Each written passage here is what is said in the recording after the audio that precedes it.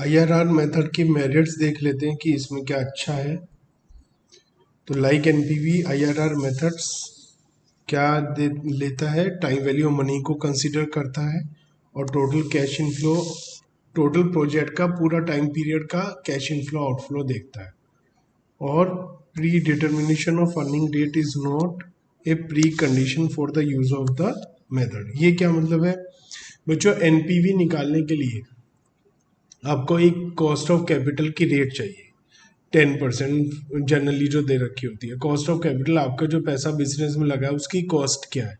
IRR निकालने के लिए अब वो जरूरी नहीं है आपको कोई पहले से कॉस्ट का पता लगाना हो, ऐसा जरूरी नहीं है। For a manager it is easier to understand and interpret the rate then the absolute figure, absolute amount. NPV में एब्सोल्यूट अमाउंट आती है और IRR में परसेंटेज आती है। किसी के लिए भी परसेंटेज समझना आसान है, लेकिन इसकी डिमेरिट्स क्या है? इसकी कंपटीशन डिफिकल्ट है।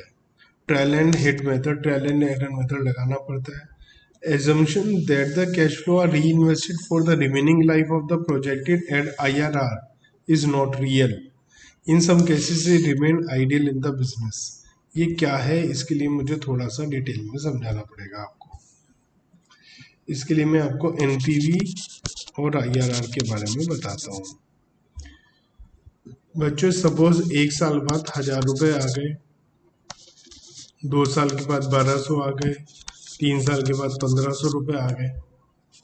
ऐसे IRR में भी सेम अमाउंट, क्योंकि सेम प्रोजेक्ट की IRR निकालनी। अब क्या कह रहा था IRR मतलब, और NPV क्या कह रहा है? मान लिया कॉस्ट ऑफ कैपिटल 10% है, मान लिया IRR इज 12%, ठीक है। तो NPV पॉजिटिव आएगी,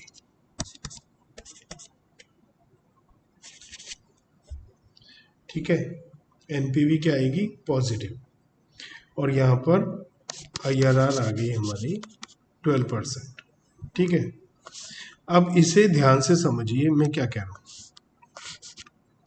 NPV मेथड एज्यूम करता है कि 1 साल बाद जो पैसा आया उसका क्या करोगे बताओ? आग लगाओगे, उसको ऐसे ही रख दोगे, या इन्वेस्ट करोगे? तो NPV मेथड एज्यूम करता है कि ये प्रोजेक्ट के आखिरी साल तक, आखिरी दिन तक के लिए री इन्वेस्ट कर सकते हैं हम, इसे कहीं और कमाई के लिए लगा सकते हैं, और इस पर जो अर्निंग होगी वो 10% होगी। जो हमारी कॉस्ट है उसी के बराबर कमाई होगी। ये एक एजम्पशन है। कौन से मेथड में? NPV मेथड में। यहाँ क्या एजम्पशन है? 1000 रुपये जो आ गए 3 साल तक ये इन्वेस्टेड रहेंगे, जो 1200 रुपये आ गए ये इन्वेस्टेड रहेंगे, और ये इस पर जो अर्निंग होगी वो होगी इक्वल टू IRR मीन्स 12%। अब ये दोनों में एक बेसिक डिफरेंस हो गया, दोनों का एजम्पशंस ही डिफरेंट है NPV और IRR मेथड की। अब सवाल ये उठता है कि कौन ठीक है? दोनों अपनी अपनी जगह ठीक है और दोनों ही गलत भी है। कैसे बच्चों? जब हम कमाई 12% कर रहे हैं तो बीच में जो पैसा आएगा वो 10% पे क्यों री इन्वेस्ट होगा? हम तो 12% कमाई कर रहे हैं तो 12% पे कर लेंगे। ये इस लॉजिक के हिसाब से इसमें दम नहीं है।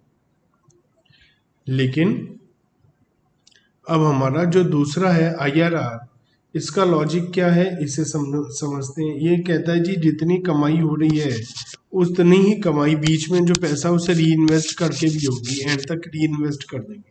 फाइन, समझ में आती है बात। लेकिन मान लिया ये प्रोजेक्ट A है, एक प्रोजेक्ट B भी है, और इस प्रोजेक्ट B का IRR 15% आया। क्या आया? 15%।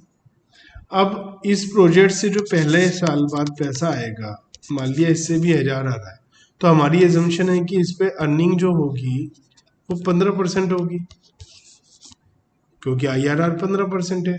अब यहाँ पर ही ये फंस गया और गड़बड़ हो गई। आप मुझे बताओ, आपके पास 1000 रुपये आए हैं, 1000 रुपये तो 1000 है, चाहे वो कहीं से भी आए हो, तो उस पर कमाई करके इन्वेस्ट करके जो अर्निंग होगी वो सेम ही तो होगी। लेकिन ये कहता है कि प्रोजेक्ट A का जो पैसा आएगा उस पर 12% की कमाई होगी, और प्रोजेक्ट B का जो पैसा आएगा उस पर 15% की कमाई होगी। ये तो बहुत ही अजीबोगरीब सी एजम्पशन। तो ये एजम्पशन लिखी थी यहाँ पर। The assumption that cash flows are reinvested for the remaining life of project at IRR is not real, unrealistic है। In some cases it remains ideal in the business. कभी कभी तो ऐसा होता है पैसा इन्वेस्ट ही नहीं हो पाया। This method requires the determination of minimum record of return to know the acceptability of IRR, which is difficult था। मेरिट में लिखा था हमें को रेट नहीं चाहिए, डिमेरिट में क्या लिखा, रेट चाहिए। क्यों चाहिए? मान लिया 12% आ गया, अब 12% का क्या मतलब है, एक्सेप्ट या रिजेक्ट। उसके लिए हमें कॉस्ट पता होना चाहिए। कॉस्ट 10%, IRR 12 तो एक्सेप्ट, कॉस्ट 15%, IRR 12 तो रिजेक्ट। तो इसका मतलब हमें दूसरा रेट तो निकालना पड़ेगा ही। कॉस्ट ऑफ कैपिटल तो हमें पता होनी ही चाहिए। If cash flow in any year are negative, then it may give more than one solution. IRR में एक बड़ी प्रॉब्लम है कि अगर बीच वाले किसी भी साल में कैश इनफ्लो की जगह आउटफ्लो हो गया तो IRR का बैंड बच जाएगा, सही नहीं निकलेगा आंसर। कई बार दो दो आंसर भी आ जाते हैं। This method does not differentiate satisfactorily between project of different lifes. एक प्रोजेक्ट 7 साल का, एक प्रोजेक्ट 5 साल का, दोनों को कंपैरिजन कर रहे हैं, दोनों की IRR निकाली, तो वो हम कंपेयर कर पाएंगे सही तरीके से नहीं, क्योंकि दोनों की लाइफ अलग अलग है। This method does not consider the possibility of borrowing और lending at the market rate in the open market, hence it is not an all embracing measure of opportunity sacrificed. ये कह रहे हैं कि हम ये नहीं देख रहे हैं कि हम और कितनी कमाई कर सकते हैं। अगर सपोज हमने इस प्रोजेक्ट में पैसा लगाया और हमारी कमाई इस प्रोजेक्ट में 12% है, लेकिन बाद 20% की कमाई हम और जगह लगा रहे हैं, तो एक तीसरी बात हो गई। एनपीवी एज्यूम करता है कि हमारी जो अर्निंग होगी एक्स्ट्रा पैसे की वो कॉस्ट ऑफ कैपिटल के इक्वल होगी। IRR कहता है IRR की इक्वल होगी। ये पॉइंट कह रहा है कि क्यों होगी इनके इक्वल, जो हम और कहीं पैसा लगा रहे हैं उससे जो कमाई हो रही है वो होगी इस समय, और जो अपॉर्चुनिटीज अवेलेबल हैं वो होगी। नेट प्रेजेंट वैल्यू और IRR को अगर हम दोनों को कंपेयर करें तो IRR अप्रोच हमारा हर एक प्रोजेक्ट में एक रेट बताएगा, यूनिक रेट, जबकि एनपीवी हमें हर एक में कैश बताएगी, कितना प्लस और माइनस कैश है। तो इससे क्या होगा, superiority of IRR over NPV इस इन पॉइंट्स की वजह से IRR एनपीवी से ज़्यादा अच्छा, बेहतर, बढ़िया है। IRR हमें आंसर परसेंटेज में देता है, जबकि एनपीवी एब्सोल्यूट आंसर देता है। तो अपने आप में ये बहुत बड़ी बात है, करेक्टरिस्टिक है, बहुत बड़ी है, बहुत बड़ा जो है सुपीरियरिटी है IRR की over NPV. For IRR the availability of required rate of return is not required, क्योंकि हमें सीधा सीधा कोई भी रेट लगाकर हम कर सकते हैं क्वेश्चन। एनपीवी क्यों बेहतर है IRR से? NPV show expected increase in the wealth of the share holder. NPV का जो आंसर है वो वेल्थ बढ़ रही है शेयर होल्डर की, ये पता चलता है। एनपीवी क्लियर कट एक्सेप्ट और रिजेक्ट रूल बताता है, जबकि IRR में ऐसा नहीं है। IRR 12% पता नहीं क्या करेंगे, एक्सेप्ट या reject. NPV plus 5000 accept, NPV minus 5000 reject.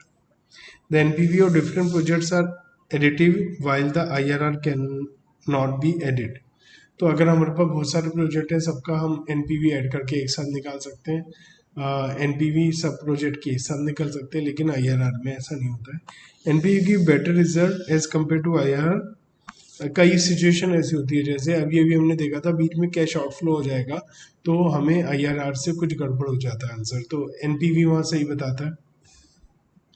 कई बार क्या होता है कि बहुत ही ज़्यादा शुरू में सारा पैसा आ गया या बहुत एंड में पैसा आ रहा है, तो वहाँ पर भी IRR का आंसर गड़बड़ हो जाता है। नेक्स्ट वीडियो हम देखेंगे कि अगर हमें 2 डिस्काउंट रेट नहीं दी हुई है तो हम क्या करेंगे।